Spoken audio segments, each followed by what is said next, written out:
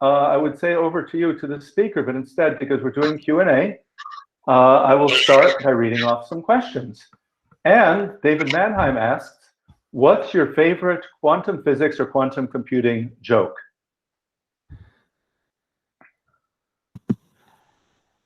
Yeah, I'm just in a superposition of all the possible jokes that I could tell. You know, just, sorry. Okay, so no, you know what? You know what? No, I have one. So you know, it's the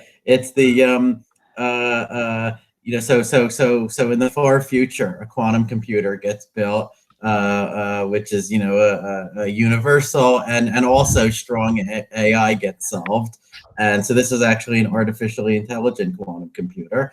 And so now people say, okay, now finally we can understand quantum mechanics. We can, you know, solve the problem of interpreting quantum mechanics. So we just have to, you know, this quantum computer will just so they ask it to factor like a 10,000 digit number using Shor's factoring algorithm, and it does that. And then they just, you know, they ask it, well, so while you were factoring it, what was it like? You know, did you feel yourself in different parallel universes, or, you know, did you feel that there was a hidden variable? And, you know, and so the quantum computer being, you know, thinks about it and it's like, well, you know, I would love to tell you, but I just don't remember. Right. This is a very esoteric joke. I got it. I even got that.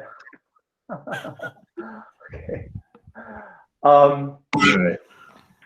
Next one.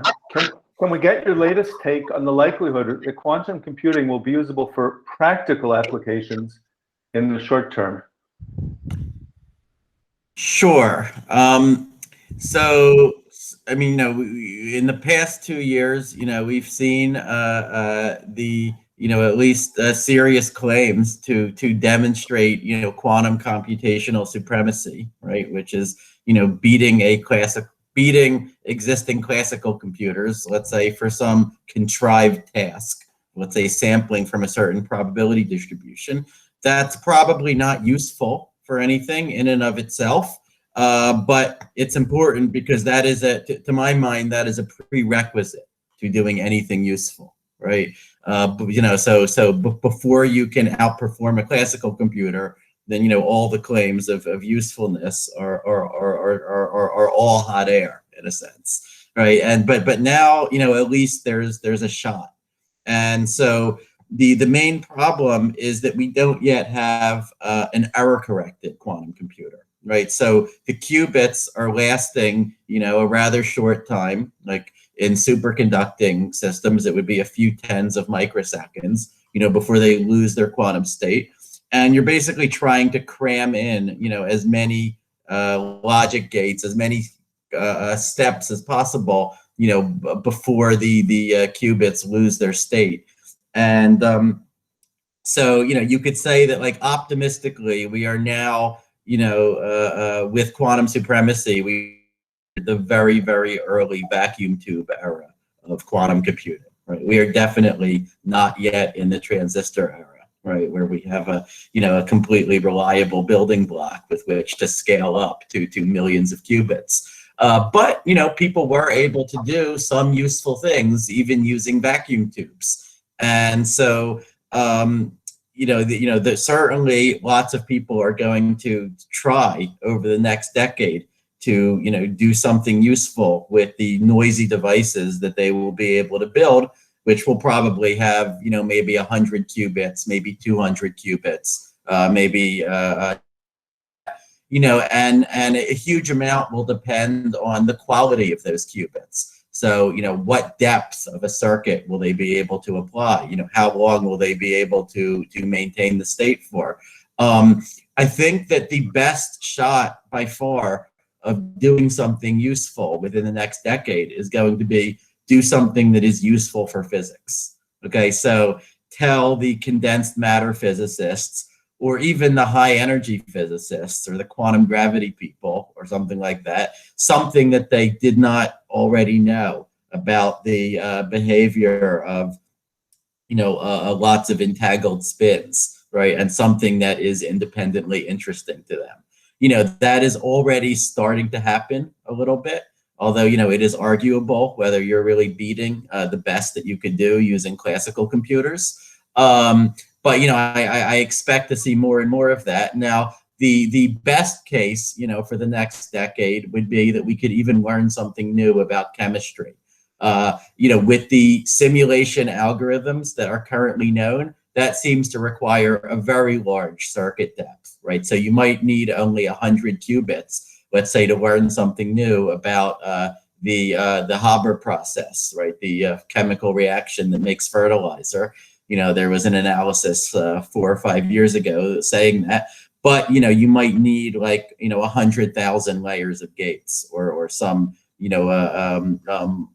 really large number like that. So you're going to need very reliable qubits, or else some breakthrough in the efficiency of these algorithms for simulating chemistry.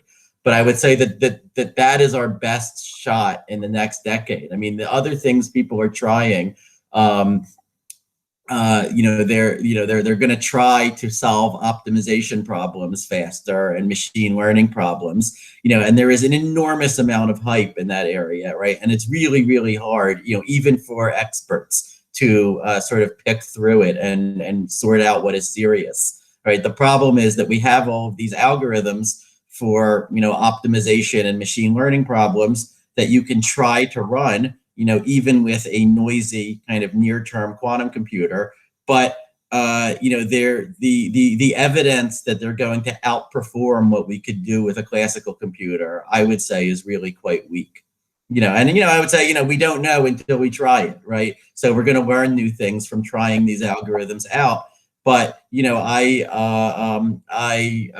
personally, I feel like the case has yet to be made that we will really get a speed up that matters in practice, for an optimization or a machine learning problem without needing to build a full universal quantum computer that could do things like Grover's search algorithm, which eventually, in the far future could give you some modest benefit for those problems. Now, the other thing people are could try to do in the next decade is the generation of cryptographically certified random bits using a quantum computer. That's something that I've been thinking about over the past few years. It's something that, conceivably could already be done using the quantum computers that already exist, like the ones that Google is building, where you generate random bits, which in itself is not very interesting, but then you prove to a skeptic over the internet that under some cryptographic assumption, these bits must have been generated by measuring a quantum state and getting random bits out. They are not secretly deterministic. Now that could be useful for a bunch of things, including next generation proof of stake cryptocurrencies. I think the next Ethereum. That one of the problems they have is that they need a gigantic randomness beacon, and this could be good for that. But there are a lot of challenges to making that practical, among which the verification of the results of these experiments is very expensive itself. So it's not clear if this is actually going to be desirable in practice. But Google has been exploring this. We actually licensed a patent to them for it, and it is it is something that it is the sort of thing that people will explore, because if you wanted it, it's something that could be done using quantum computers that now exist and that are now being built. People should understand that until we get a full error-corrected quantum computer, there's basically no hope of using Shor's algorithm to break cryptography. So that will eventually come, presumably, but that will I would be astonished if that would come in the next 10 years, right? I mean, so a lot of it, I hope you're getting the impression, depends on the achievement of error correction and fault tolerance. And I would say that is the biggest prize, right? That is the thing that Google, IBM, Microsoft, all the startup companies, that sort of everyone is, now that we have quantum supremacy, everyone is racing to try to show the first demonstration of really useful error correction. I hope that that will come within the next decade. I don't know if it will, but that will then set the stage for, I think, getting truly scalable devices. All right, there's some. Okay, so all right, so sorry if that was a long answer, but yeah. Okay. Yes, Simon Siegert asks, what is your craziest idea for an application of a powerful quantum computer? Well, I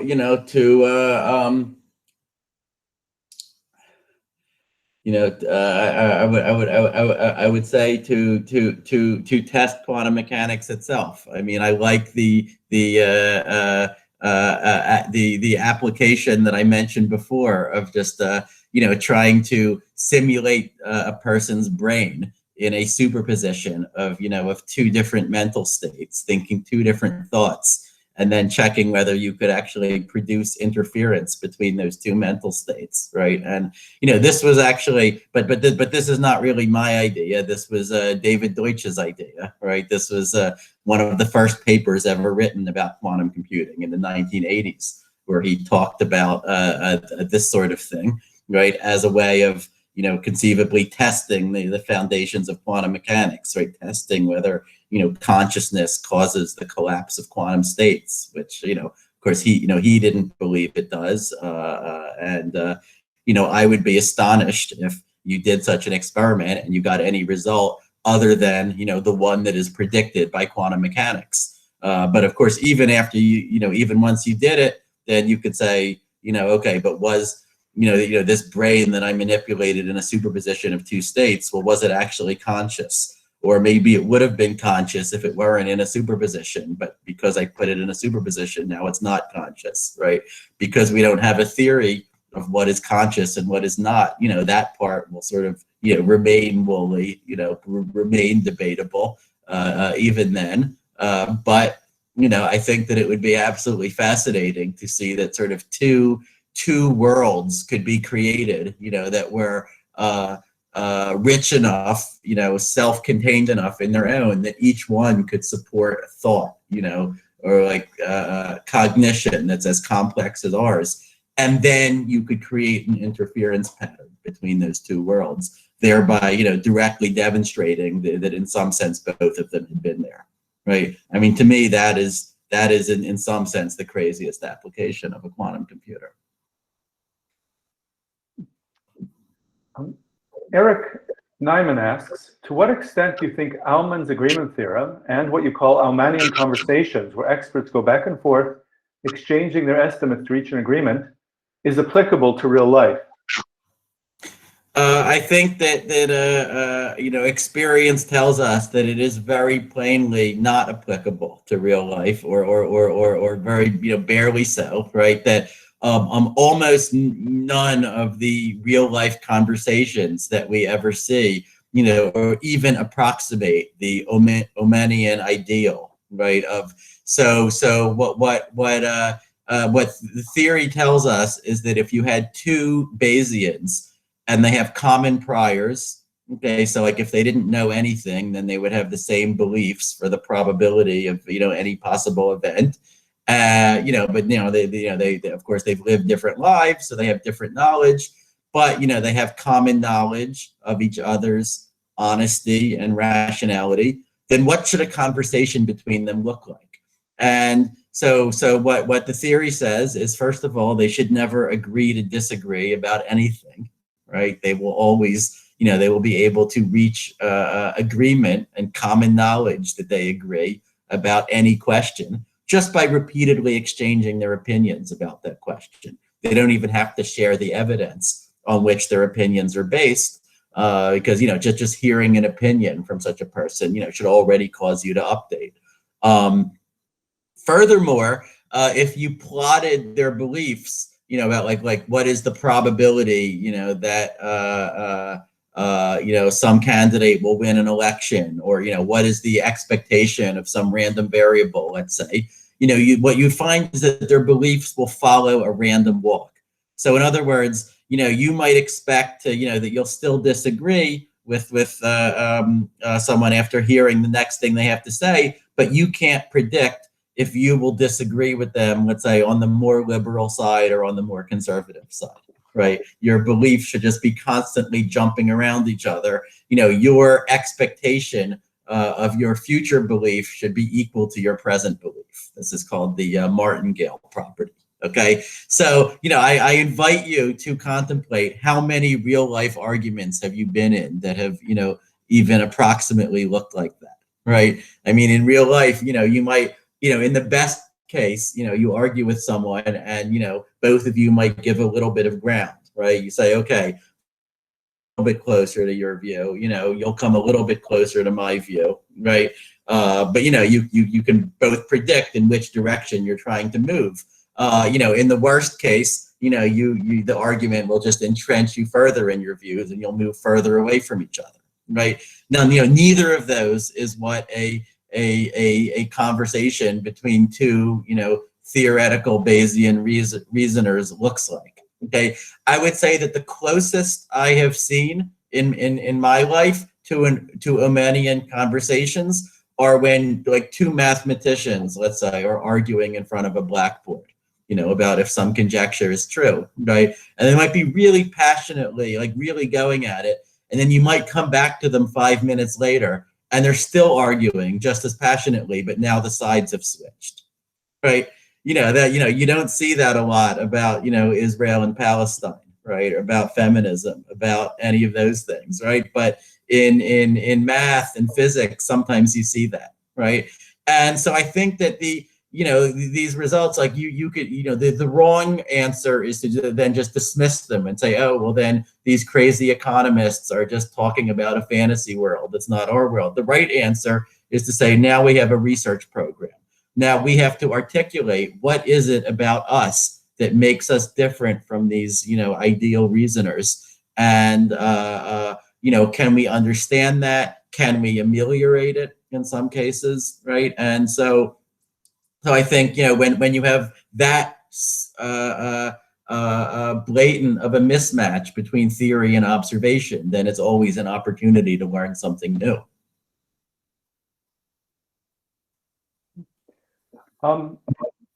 Harakram Singh Sekawat asks, what is your take on the great stagnation? And do you feel that fields like theoretical computer science have been slowed down too? What are some other developments besides quantum computing that people should pay more attention to? Well, I do worry a lot about, you know, the great stagnation. I mean, I think that, you know, it seems evident that, let's say, you know, the amount of technological change that, you know, our grandparents went through, you know, at least in the visible world, in the sort of, you know, physical, you know, conditions of everyday life, you know, was greater, you know, than the change that we have gone through.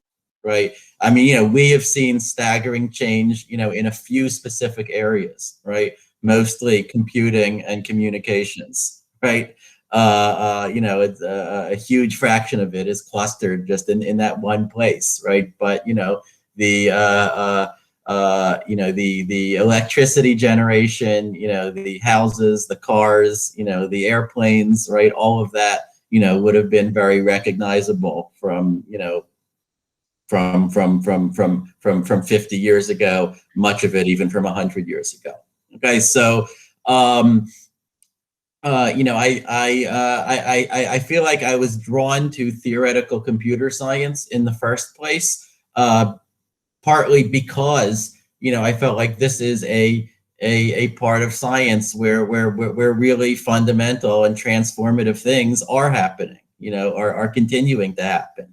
Right. I mean, you know, I was a teenager or, you know, an adolescent when algorithm was discovered. Right. But I felt like that was, you know, that was one of the great scientific discoveries of the 20th century. And I, you know, lived to see it, you know, and I mean, you know, every few years, you know, we see something like, you know, the polynomial time algorithm for primality testing. Or, you know, just a couple of years ago, we saw this entangled provers can prove that an arbitrary Turing machine halts. what was called the MIP star theorem, right? And an absolutely incredible breakthrough. Because these are not all of these have any direct practical relevance. Okay, but at least in fundamental science, I feel like if you wanted to do fundamental science at all, and I feel like understanding the limits of computation is one of the most exciting things that is happening right now. But I certainly worry that as a civilization we seem to have become a lot more risk averse, right? And there are, if you go back and you read, let's say, science fiction from the 50s and 60s, you can easily get depressed because the writers then just, first of all, there's all the flying cars and all the things that they assume that we would have by now that we don't have. But there's also just this spirit of optimism, the spirit of the whole civilization clearly is going to work together to solve problems. I think there were few golden era science fiction writers who predicted that we were going to be spending our time, brigading each other on Twitter. Right. It just seems like, in the range of futures that they imagine that there's, it's a little bit of a depressing one. Right. But, I feel like there were technologies, that really could have been transformative, but that, in a certain sense, we turned our backs on, that we gave up on, we made a decision to give up on. The biggest example there would certainly be nuclear energy, right? Where, we could be, we know that, we could be doing, an enormous number of things, right? We could be solving climate change. We could be, building Orion rockets. But, around the 70s, society decided that it did not want to accept the risk of that, even though strangely, it accepts, enormously larger risks, with other technologies, ones that people maybe feel more comfortable with. You could say genetic engineering, we are doing a lot less than we could be doing, because of fear, right? Psychedelic drugs, I know less about it, but that might be another example where we sort of, turned our back on progress that could have been made. I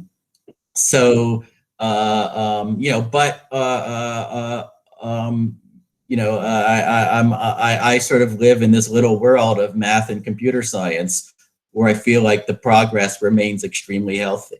Right, like we have this little citadel where no one cares that much what we do. No one is that opposed to what we do. Until it becomes something like Facebook that starts having major societal implications. Then they care about it. But as long as we're just thinking about the theory of quantum computing, we can pretty much do what we want, and so that creates a very conducive environment for continuing to make progress.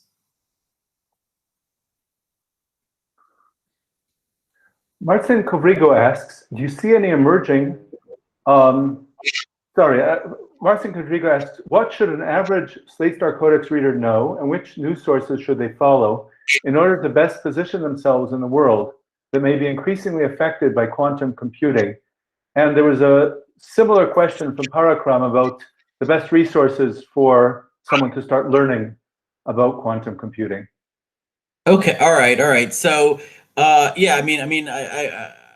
unfortunately, quantum computing, is one of the worst popularized areas in science, right? So, it is very hard to sort of point to places in the popular press that, you can really trust, right? They may explain, on the hardware side, they may do better, right? And say, what has this company, claimed to have done, right? But about how a quantum computer works and about what a quantum computer is going to be good for, I feel like a norm set in, 20 or 25 years ago that you can just say whatever you want, right? And it's also weird anyway that, that none of it matters, right? And you don't have to apply the normal journalistic standards of fact checking or truth to any of it.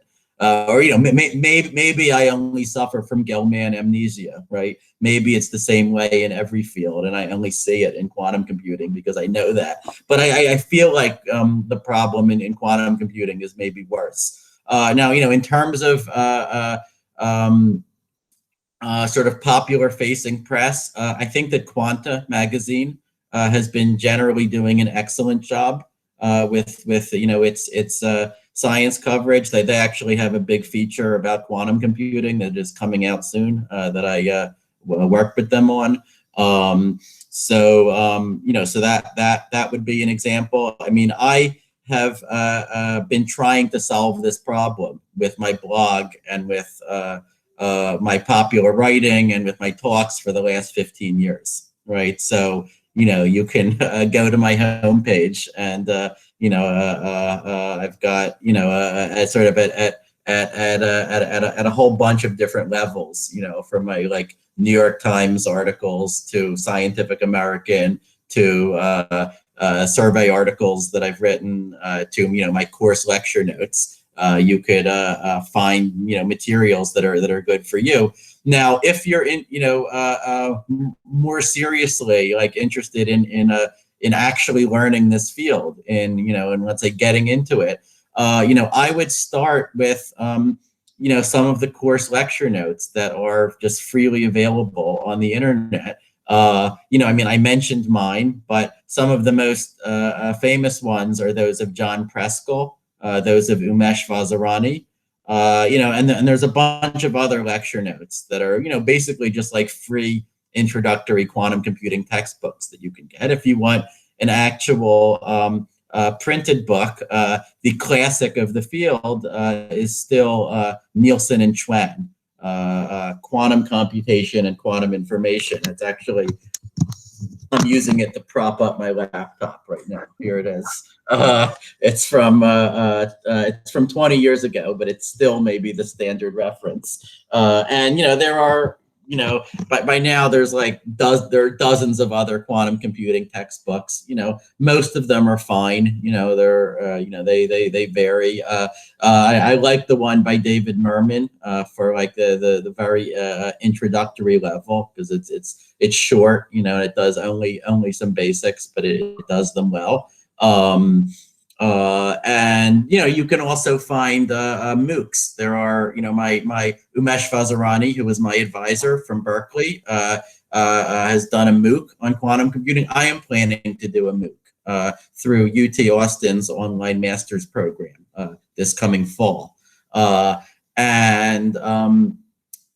you know, you can also find lots of lectures on YouTube. You know, you know, I would look for you know, people who are like at least aware of, let's say, you know, both the physics point of view on the subject and the computer science point of view, right? You know, you don't want someone who is totally ignorant of one or of the other, right? And you know, so you know, sometimes you will find people who, you know, explaining this field who know some of the physics of it, but who feel like they can say whatever they want about the computer science part, right? And you know, that basically you know, here are all these quantum algorithms that can do anything, right? So I mean, you know, you should look for someone who is clear-headed enough that they are plainly telling you, you know, what quantum computers cannot do in addition to what they can do, right? And who is sort of looking at things with a critical eye. But you know, we are, I should say, we are lucky. You know, quantum computing is a young enough field that, you know, almost the entire literature of this field is right there on the archive, right? You can just go get it. Okay, so yeah, so you know, if you get to the point of wanting to read actual surveys or research papers, right, they're all right there. Just, you know, arxiv.org. So, yeah. Gregory Rosenthal asks, when reading a research paper, what's your approach to getting the most out of it in as little time as possible? That's a very interesting question. So typically, I am engaging in like extreme triage, say, right? Because if you look at, we were just talking about the archive, which is, the main repository, not just for quantum computing, but for most of math and physics and CS and some other areas. But maybe on average there would be 20 or 30 new quantum computing papers there every night. Okay, or quantum physics, quantum information. There's 20 or 30 every single day, right? And I'm not going to read all of them. I'm going to first just scan the titles, see if anything is relevant to me, catches my eye, and then the ones that do, I'm going to read the abstract. And then I'm going to, once I read the abstract, I'm going to see, like, can I, is this plausible to me? Is this expected to me that you could do something like this, that this would fit in with what we already know, right? And, if I can satisfy myself on that, then I might not, I might just stop right there, right? And it's only a small fraction of papers, like maybe, one per day, on average, where I'm going to go further than that and just click to access the actual PDF file, right? And then start reading the introduction, right? And very often when I'm reading, it's not like, I'm reading linearly, like, like I'm not, like waiting for them to explain all this stuff to me. Usually there is one point, or like one or two crucial points that I am confused about. And I am reading the paper with a specific purpose to get unconfused about those points, right? And once I'm satisfied about the thing that doesn't make sense to me, then, all the rest of it is, okay, whatever, right?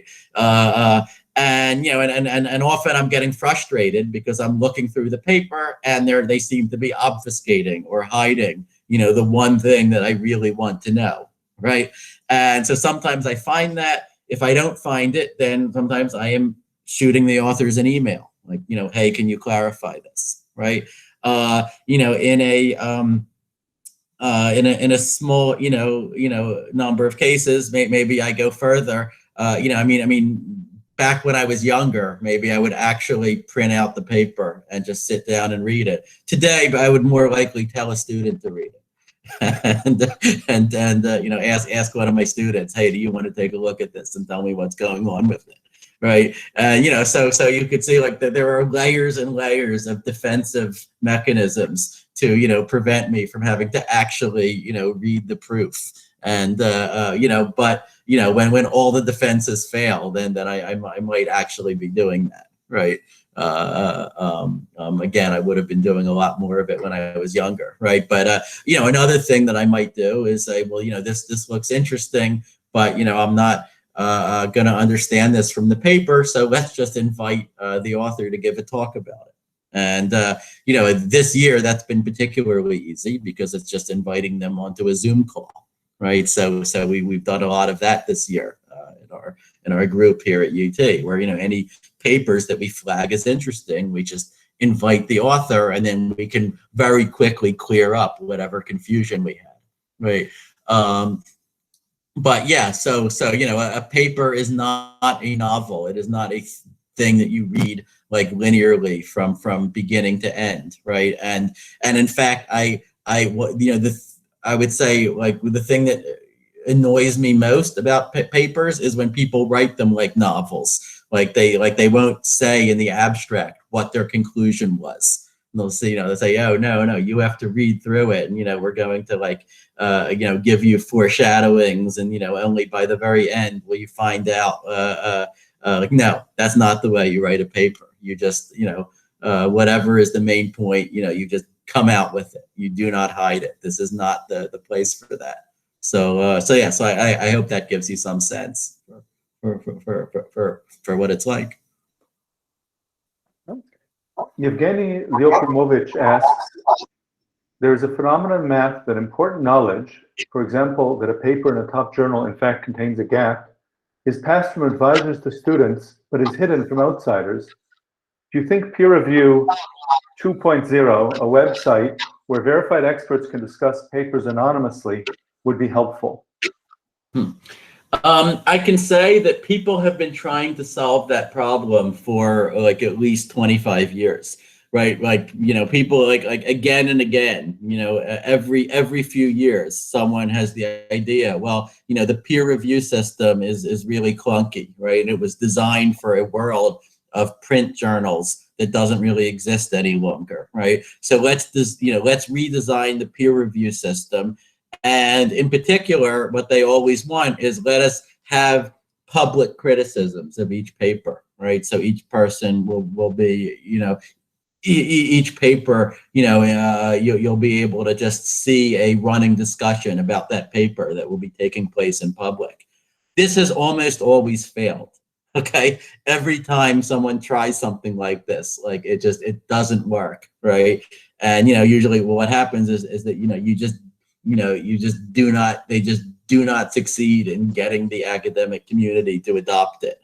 And I think that I sort of understand the reasons for that. I think it is first of all, people don't have, most academics don't have time. I mean, I am an extreme outlier in the amount of time that I spend, let's say, on blogs and talking about things in public on the internet. I don't have time, but I just do it anyway. I think most academics, they feel like it's a combination of they don't have time and they don't want to be publicly accountable for whatever random thought they might have about some paper, right? Which it might be wrong, they might be ridiculed for it if they just completely misunderstood the paper. And the two things interact. It's like you feel like, okay, maybe if I spend enough time on this paper, I could write a report on it that I would really stand behind, but and that I wouldn't be embarrassed to put my name on.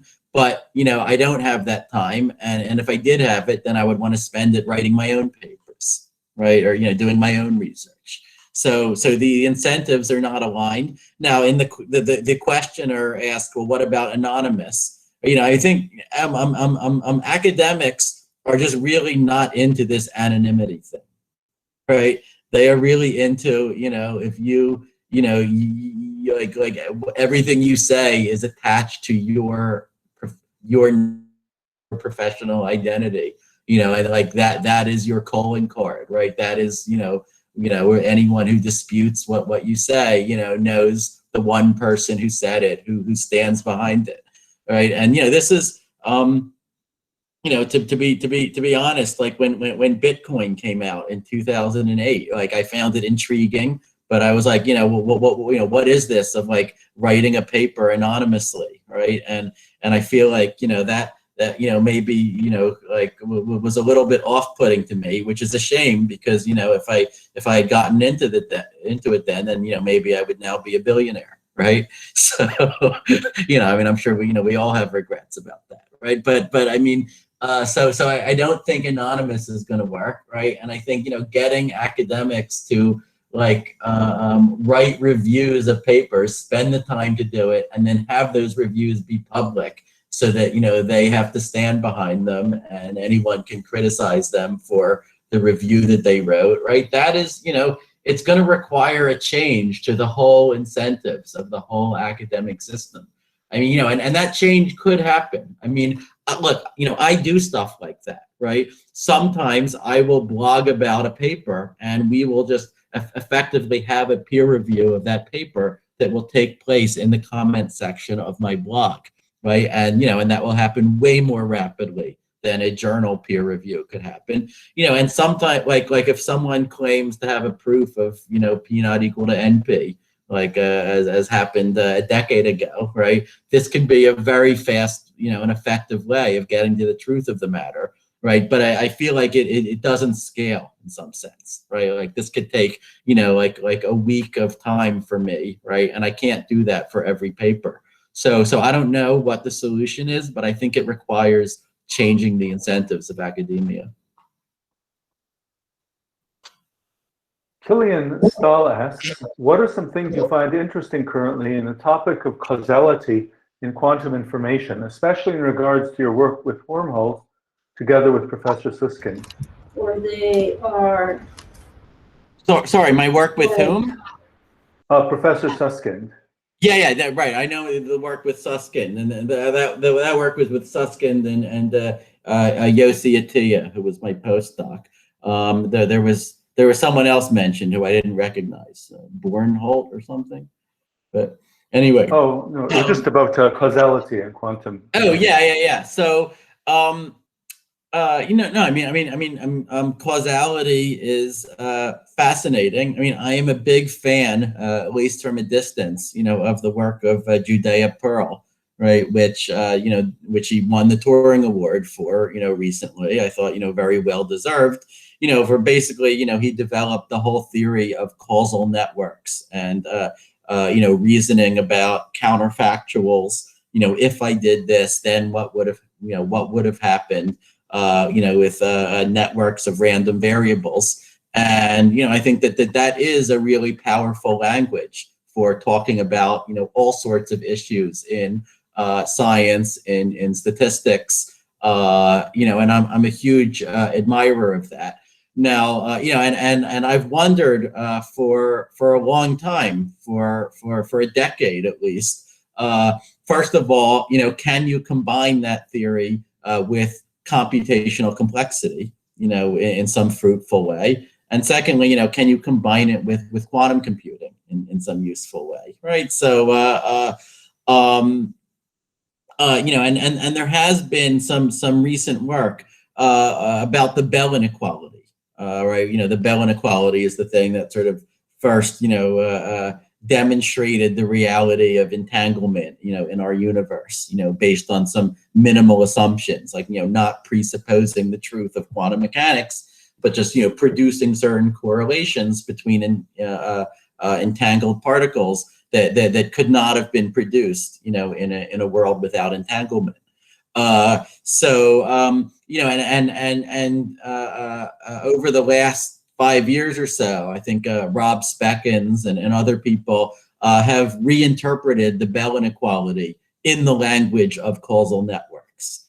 So you can basically say, you can draw a causal network, according to which the Bell inequality violation, should have been impossible, or it should have required this ridiculous degree of fine tuning, right? And then, the empirical discovery is that causal network just, does not work to describe the results of the experiments that you do. What works is actually, to remember that quantum mechanics is true, right? To remember that, we don't have, these random variables, that we can treat as classical, right? We have a quantum state that you can make measurements on or not measure, but if you do measure, then it's going to change the quantum state, right? So I think that there is now, that kind of a synthesis of, the language of causal networks with the language of quantum information, and some interesting things have been done with that. So just as an example, just a few months ago, there was a paper that I was about the need for complex numbers in quantum mechanics, saying that if you try to simulate quantum mechanics by a theory that secretly involved real numbers only, then it would require non-local coordination, among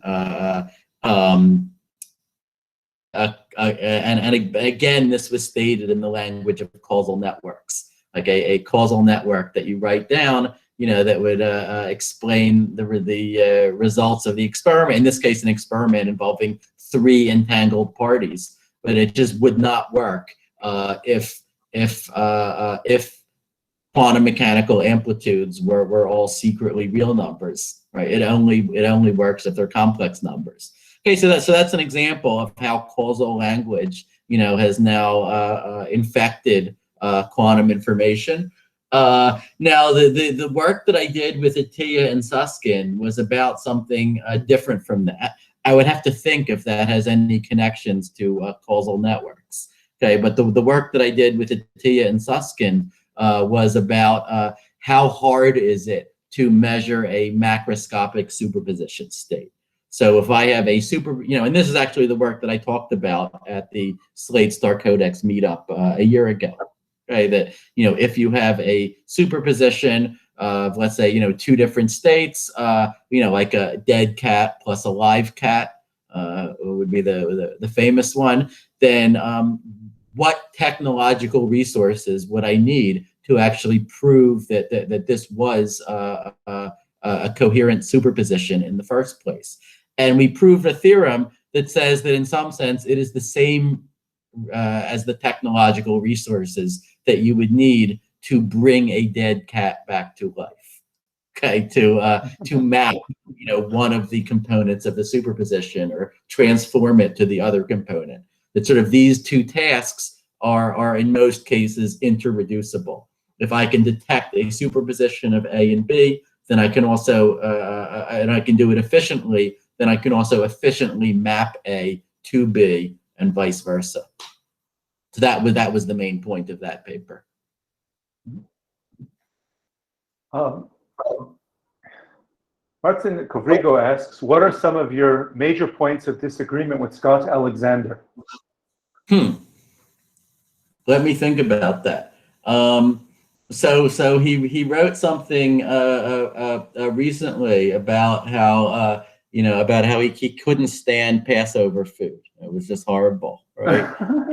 I think it's actually I think that I don't know. I kind of look forward to Haroset, which is just like apples and nuts, and it's just I don't know. Even matzah, it's very dry, but you put butter on it, you put jelly on it. It's actually good.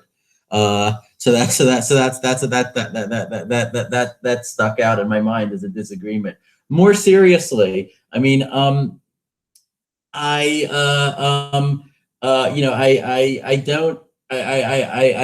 feel like he may have understated the sort of danger to democracy and sort of the danger to the basic norms of civilization that the United States faced over the past 4 years. I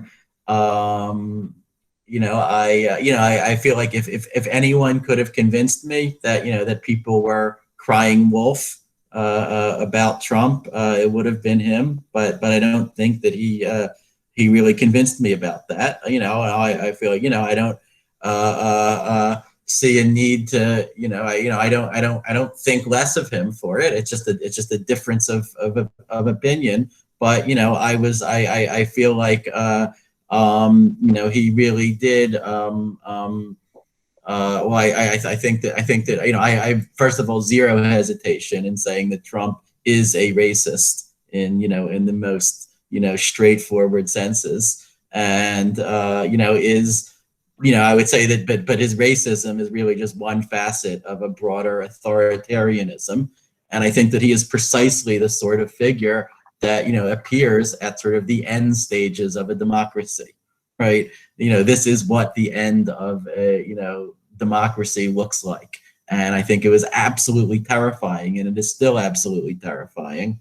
And he doesn't seem as worried about it. I don't know. So I guess that would be one difference of opinion. I'm sure that there are others that I could think of if you gave me more time to think about it. Robson Araujo asks, as a layman, I was very impressed by why philosophers should care about computational complexity. How do you assess today the impact of that, of computational complexity in philosophy and other areas? I don't think that the impact has been that enormous. I was pleased that to hear from a significant number of philosophers who read my article and who liked it. But I feel like the ones who did that were the ones who were already predisposed to like computational complexity anyway, right? So I don't know how much causal impact it really had, I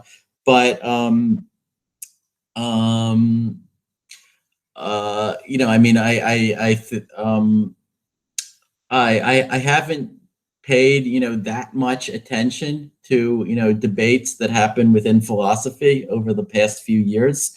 I did, just recently, see some debates that have continued to rage about the integrated information theory, which is a proposed theory of consciousness by this neuroscientist Giulio Tononi, right? And so, on its face, this is neuroscience, but you could say, I don't believe this theory works, and to sort of explain why it doesn't work, really, at the end, it really boils down to philosophy, right? It boils down to, what is a scientific theory supposed to do for you, right? This theory says that people are conscious, says that certain computers would be conscious, but it also says that grids of exclusive OR gates would be conscious, right? And all kinds of things like this would be conscious. And rather than seeing that as a problem, it embraces that conclusion, right? And says,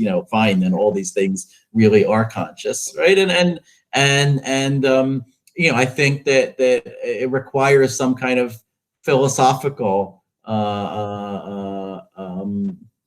sense to sort of explain, what has gone wrong at that point, right? That once our theory is sort of, diverging that radically from our sort of prior knowledge of what was and wasn't conscious, then, it becomes impossible to sort of to falsify the theory, right? To say what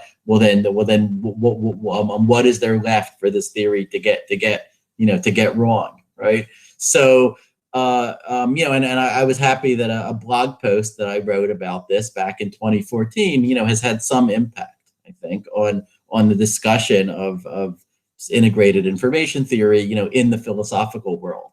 But more broadly, I don't know what kind of impact, computational complexity is having in philosophy. I mean, maybe in certain very special parts of it, it's having an impact. But I also have always felt like philosophy is just too important to be confined to philosophy departments, right? It is something that we can all do. I mean, it is something that the best, the science that excites me the most, whether it's physics or computer science or math or biology, is science that in some sense, goes right up to the border with philosophy.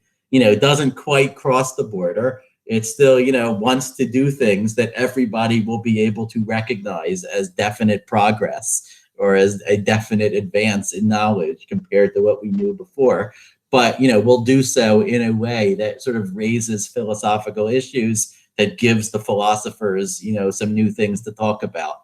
And that is kind of, that is where I still see myself. That is what I continue to hope to do.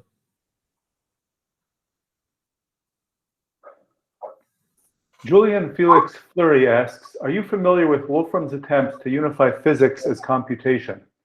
If so, what are your thoughts on that? Yeah, so of course I'm familiar. I mean, I wrote the first serious review, or the first academic style review of Wolfram's book, A New Kind of Science, when it came out in 2002.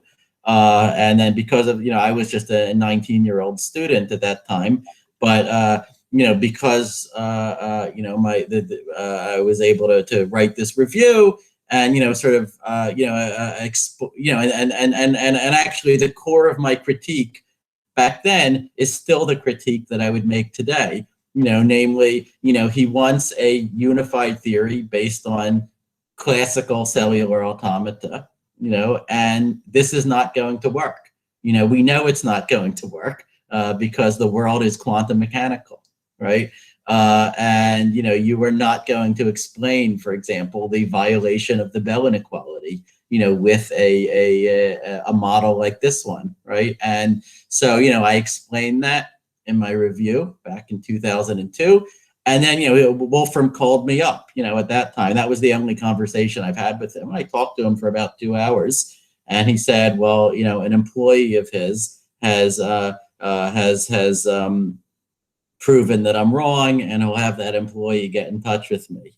And so, you know, I then talked to that employee for about a week, and then, you know, finally that person admitted that I was right. You know, Wolfram never changed his stance. And, you know, he continues to say that, you know, that these models that are not quantum mechanical at their core are somehow going to reproduce quantum mechanics. And I continue to not understand how that works, how that is possible. I mean, you know, that is maybe, you know, I focus on that just because it's a particularly concrete problem, right? That's, you know, maybe the most concrete thing that I could point to. But, you know, the broader issue. So you know, a year ago, Wolfram put out like a whole new set of materials, you know, on the web about his unified theory of physics. Right, and I read through it, and I was thinking at the time of like writing a blog post about it, and you know, and then having spent days, you know, reading all of it, like I was just at a loss for what to say in my blog post. You know, I'm usually not at a loss for what to say, but just like you know, just to give you a sense of it, like, you know, he would say, okay, you know, with these models of like discrete graphs and update rules being applied to them, you know, we can explain general relativity. It just, you know, emerges completely naturally from this formalism, right? And then, you know, he would, you know, and then there would be like, okay, here is, you know, the Einstein field equation. And it's like cribbed from a, you know, from a general relativity text, you know, exactly as you'd see it in the general relativity textbook. And he's like, okay, well, let's just suppose that we've worked out all the technical details, you know, in order to have, you know, a graph that gives rise to a smooth, you know, 3+1 dimensional space-time, like with a metric on it and so forth. Well, then guess what? You know, then it would also satisfy the Einstein equation. And it's like, okay, but, you know, you just cribbed the answer, right? Like you knew the answer from GR, and you're just saying, okay, you know, if we suppose that our model could give rise to that, then it would give rise to that, right? So it's just like page after page after page of these sort of tautologies, of these sort of just you just look up the answer from physics, then you just say, well, let's just assume whatever we need to assume, you know, so that you know, our model would agree with that thing from physics. But it's like you're not doing any work, right? You know, and you know that you can see that by the fact that, you know, you're never predicting anything new, right?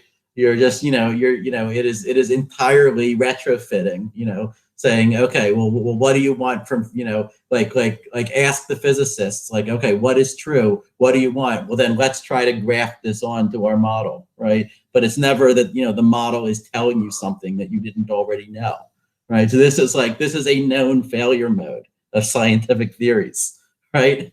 And, you know, it's very difficult to sort of articulate, you know, everything in words because, you know, I know that for each specific thing that you focus on, right, you know, he and like the students and employees who work with him, you know, could just give you an unlimited number of words in response, right? And it would just be a debate that would continue forever. But I feel like the burden is on them to sort of say something that is interesting, right? Say something that actually captures our attention by telling us something that we didn't already know. And I don't, you know, and in nothing that I read did I feel like I was seeing that, right? Now the fact that, you know, they don't have quantum mechanics is maybe just the most blatant of the problems, right? It's you know, like they never, you know, they say that they can, you know, reproduce quantum phenomena with their model, but they never explain what is their Hilbert space, right? What is their space of quantum states? Like that's just the most basic question that I could imagine asking. And you never get an answer to that question, right? Or, you know, or like they talk about entanglement, but entanglement presupposes that you have a tensor product structure. Like you have this over here and that over there, and they never say what is their tensor product structure, like what is entangled with what. So I was unable to map what they say about quantum mechanics onto my understanding of quantum mechanics. So I might write a blog post about it after all, even though it would be a year late at this point, because for whatever reason a bunch of people have been asking me about it recently. But yeah, those are my thoughts for the time being. A couple of related questions. Vincent Marquez asks, is Sean Carroll's view of the universe, namely that everything is just infinite dimensional Hilbert space, computable? And if so, what are the limitations and how does that impact probability? And Shiv Shankar asks, what do you think of the mathematical universe hypothesis? Okay. All right. Well, this is. Let me take these one at a time. So I know Sean Carroll very well. I'm not sure if he does believe that the universe is an infinite dimensional Hilbert space. I mean, he would probably say that it depends on the exact cosmology that you're assuming, right? But the observable universe, the parts of the universe that we can access. If you put together the currently known, the current beliefs about both cosmology and quantum gravity, then you get that our observable universe should be described by a finite dimensional Hilbert space. In particular, the number of dimensions should be at most something like 2 to the 10 to the 122. Okay, so, or to say it another way, our observable universe should have only about 10 to the 122 qubits that are accessible to any one observer. Okay, and this is basically just by combining the cosmological constant. He's assuming that it's a constant. That is. Galaxies that are far enough away from us are, receding from us fast enough that we could never get a signal from them. So there is this sort of finite radius from which we can get a signal. And then there is this holographic principle, which takes any finite region and basically upper bounds the amount of entropy in that region, the number of qubits you could store in that region, by the amount that you could store if you took that region and collapsed it to a black hole. Okay, so if you just apply the holographic bound to what seems to be the horizon of our observable universe, you get this bound of like 2 to the 10 to the 122 Hilbert space dimensions. So on if that is correct, then that would seem to strongly suggest that there should be a computable theory that describes our observable universe, right? We might not yet know what it is, but it would be very hard to understand how it would be uncomputable in the sense of violating the Church-Turing thesis, right? I think the burden would be on anyone who believes that to explain that. Right. I mean, the most famous example of someone who believes that the physical world is uncomputable is Roger Penrose, surely, right? And Penrose, he knows what is at issue here. He explicitly rejects, I think the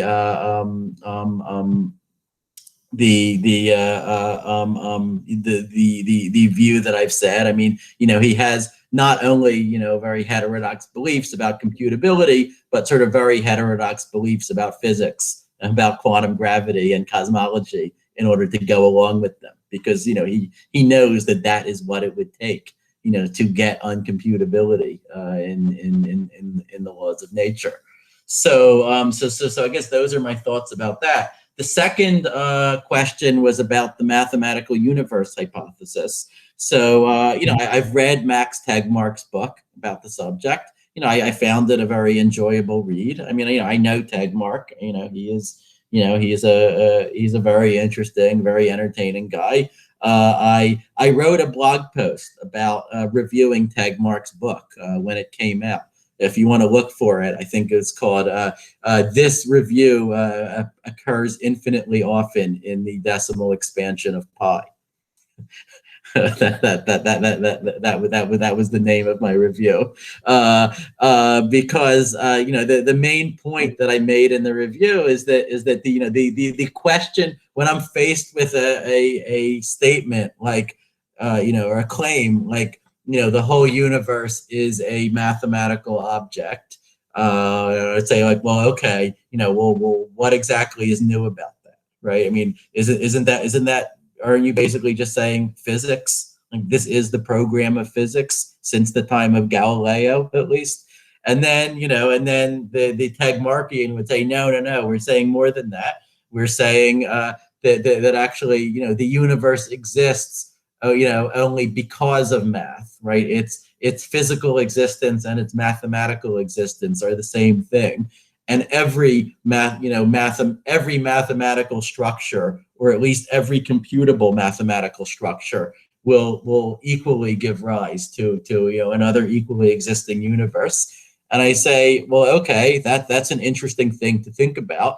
But in science, we don't just ask, is your hypothesis true or false? We ask, what can we do with it?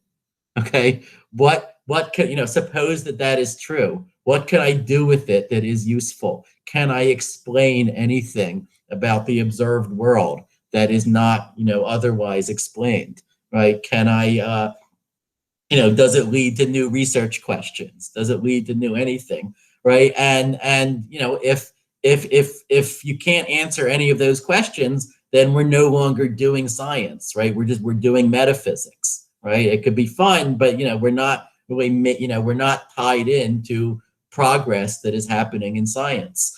And Tegmark tries to answer those questions, right? And he has all these ideas about like looking at the constants, in the standard model of physics, and and trying to explain them, by reference to the universe just being a like randomly selected piece of math. The trouble is that I don't think that he succeeds in explaining anything about them, because he has a kind of heads I win, tails you lose methodology, right? Where to whatever extent you could find a pattern in the constants of physics, say, well then, this is, evidence of the mathematical beauty and symmetry of, this, and just how mathematical nature is.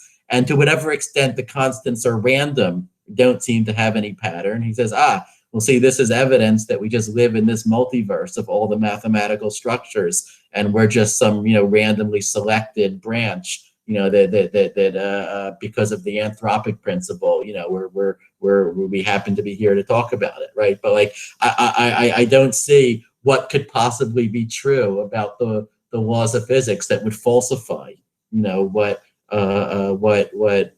Tegmark is saying, right? And sometimes people get really hung up on falsifiability, and I don't think that it's like the only criterion for judging scientific theories, but it's kind of a symptom of something deeper, right? That if you are making falsifiable predictions, this is a good sign that you are doing explanatory work, which is what we really want to see a scientific theory doing, right?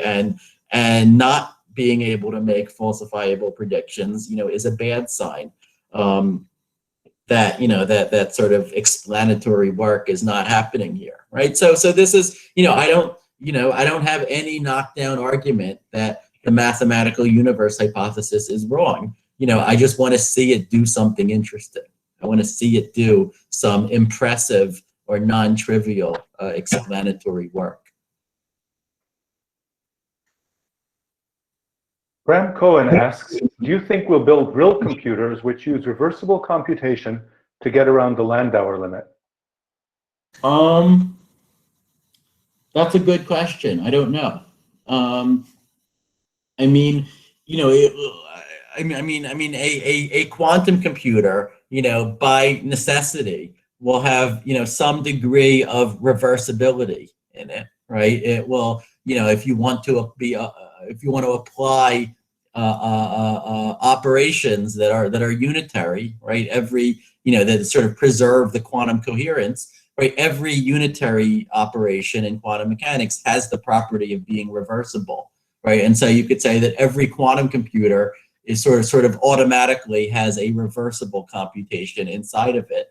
But now there's an irony here, which is that all the proposals that we have for how to actually build a quantum computer would achieve this reversibility, at the logical level, only, by paying the cost of an immense amount of irreversibility at the physical level. Okay, so they would be using, this huge amount of active error correction, right, which is pumping heat into the environment. You are, typically like with Google's quantum computers, for example, you're cooling them in a dilution refrigerator to about 10 millikelvin, a hundredth of a degree above absolute zero. So, you're using, of course, whatever power is needed to run that fridge. This is not, physically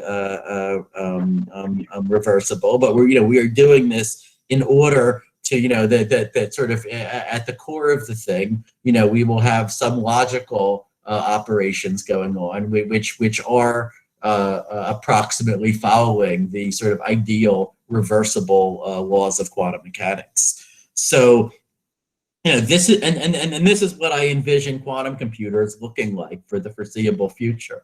I mean, they could, save energy by, letting us solve some problems that otherwise would require, enormous computing clusters, to run. But, it's not like, you're going to be able to run a quantum computer without using power, right? You're going to, at the very least, you're going to need this huge cooling system. Now, you could wonder, can we ever get around that? Can we ever build computers that are reversible even at the underlying hardware level, even at the physical layer, or that would, have arbitrarily small energy expenditures? So, there is a lot of progress that's been made, as I understand it, just within the past couple of decades on low power computing, on low power microprocessors that are kind of, trying to push in that direction, right? But, this is a hardware question. It's very far from what I'm expert in. I don't know how far they'll be able to push in that direction. I expect that further progress is possible. And all the theory can say is that, it can tell us that we are very, very far from the fundamental limits, right? That, we are not building computers that are close to the Landauer limit, right? And, universal computation in principle can be done in a reversible way, and it can be done maybe not with zero energy expenditure, but with arbitrarily low energy expenditure. Okay, this was what people figured out in the late 70s and early 80s. But, I don't know if we're going to actually engineer computers, that are operating anywhere near that Landauer limit. We might just,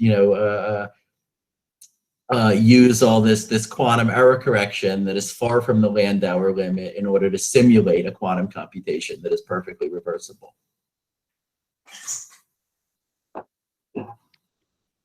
Siddharth Patel asks, based on your experience as a professor, what are some low-hanging fruit for improvement in the current educational system at any level, whether university or school?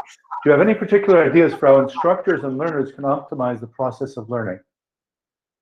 Yeah, that's a great question. I mean, I think that the lowest hanging fruit that I could see would be at the K-12 level, right? It would be before students get to college, and where, like for the minority of students who are really passionate about, math, computer science, physics, I would say that, many of them are just not being served at all by the current system, right? And sort of anything that you could do for them would be an improvement, right? I mean, when I was 15 years old, I went to a math camp in Seattle, where we got lectures from some of the greatest mathematicians. I mean, Ken Ribet, Richard Karp, lectured about P and NP,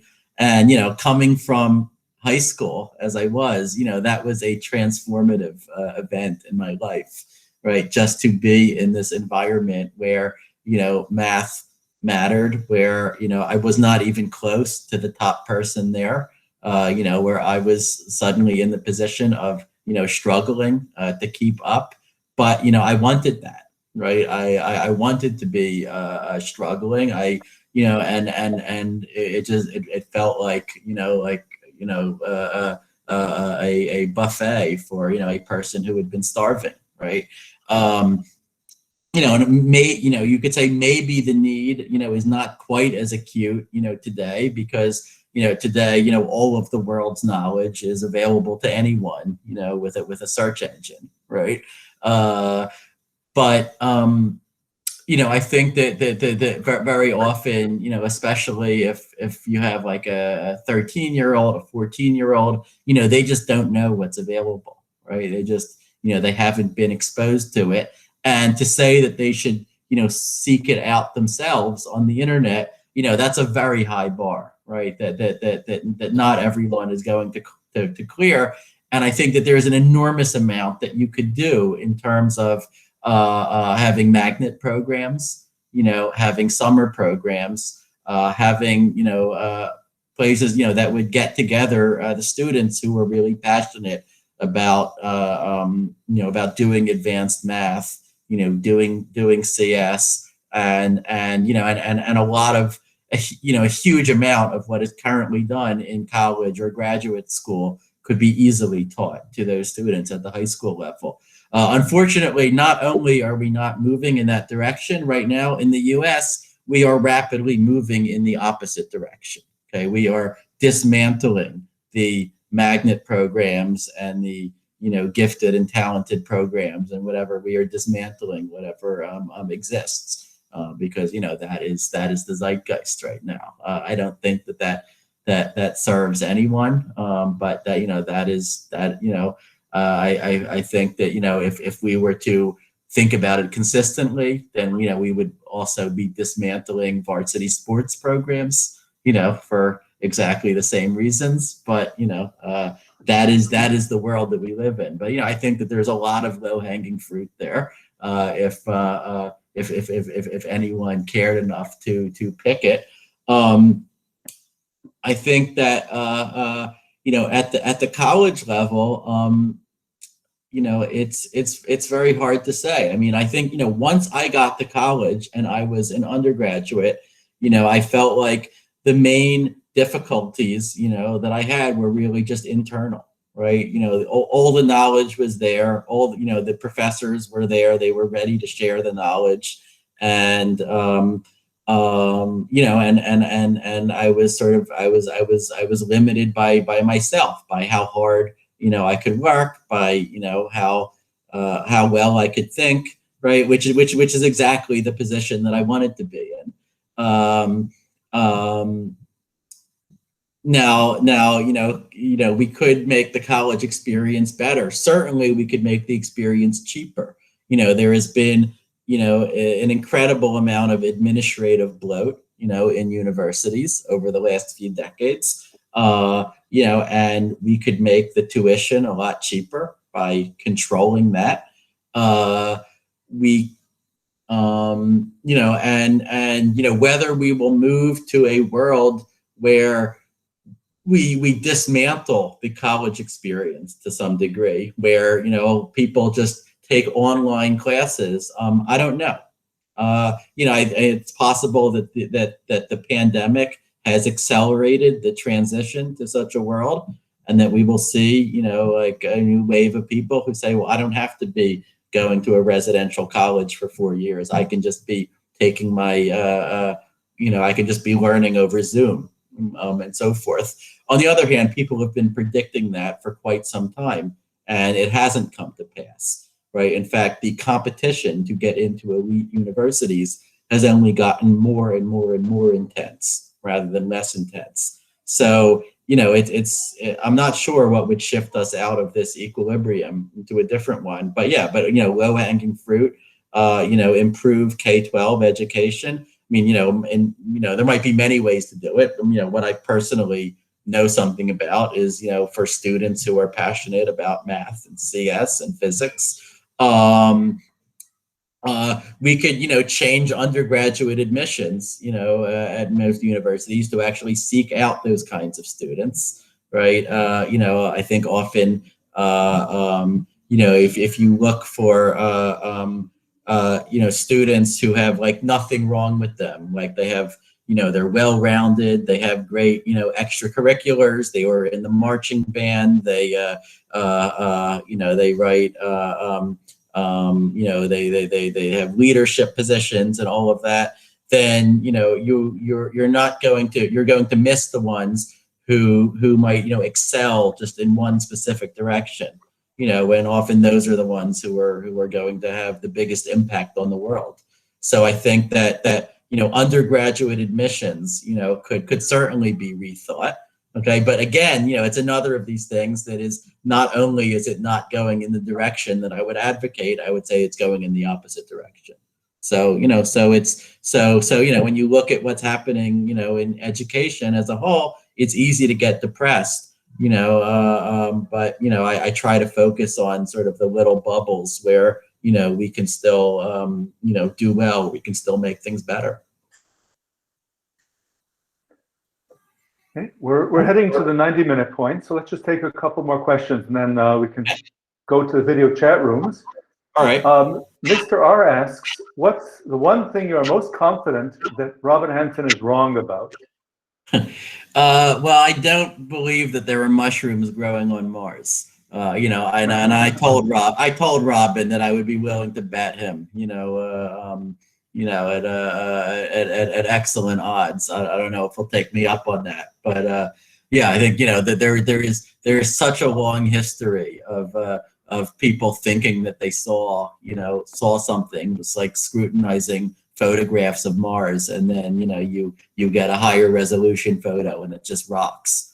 And I think we need to condition on that long history. And so, you know, I don't think that he's right about that. On the other hand, I would rather live in a world where there are people like Robin Hanson who are, you know, constantly willing to, like, you know, get themselves into hot water, or, you know, or like run out, you know, unarmed in front of battle tanks or something, you know, than in a world where there are no such people. Harakwab Singh Sekawat asks a great final question, which is, what are some questions that people should ask but have not asked until now, or rarely do? I don't know, the one that you just asked. No, I'm just no,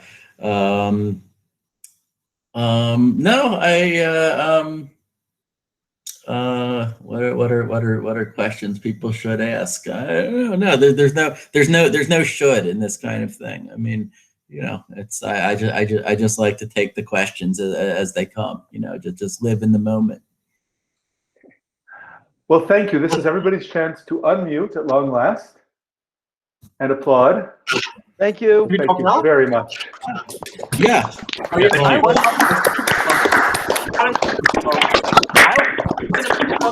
Thank you. Do you mind answering that? Great. Well, thank you all for listening, and I can't imagine a better way to spend my birthday weekend.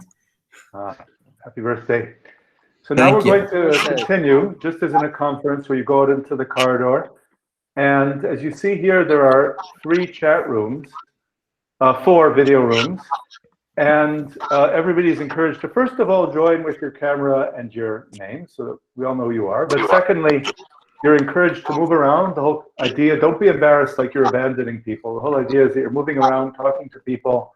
And this is our chance to socialize with people from all over the world, which is what makes it so great.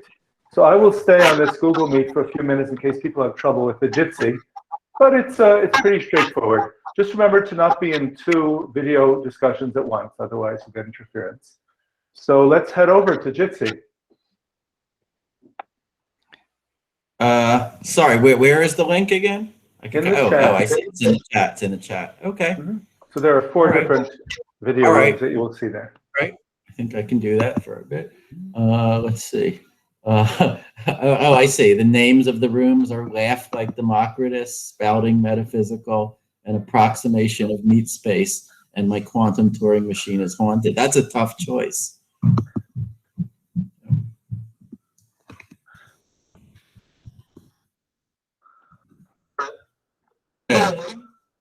Hi. Hi.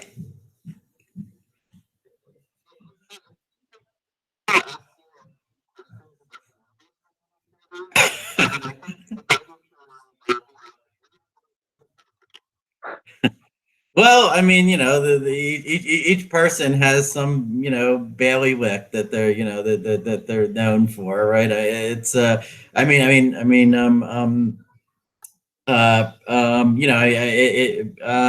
it's probably good that people don't ask me about where should they invest their money or any of that kind of question, right? I mean, often these deep questions, I kind of feel sheepish that like I can't, you know, I can't say anything about them that isn't obvious or that isn't, you know, already known to the people here, right? But you know, like when I was younger, you know, I would listen to interviews with Richard Dawkins or Steven Pinker or Steven Weinberg, you know, and they would just say the reasonable, obvious things, but just, you know, say them in like a very reassuring voice, like, you know, yes, because this person is saying it, you know, you can like, you know, you have permission to believe this or something. I said, okay, you know, that was kind of an inspiration to me. I was like, fine, I could do that. Okay, so let's head over to the Jitsi rooms, okay? If that's okay with everybody. Just click, you know, it's pretty simple. You just go over to any one of these URLs, and that will let me go to bed eventually, because it's late here.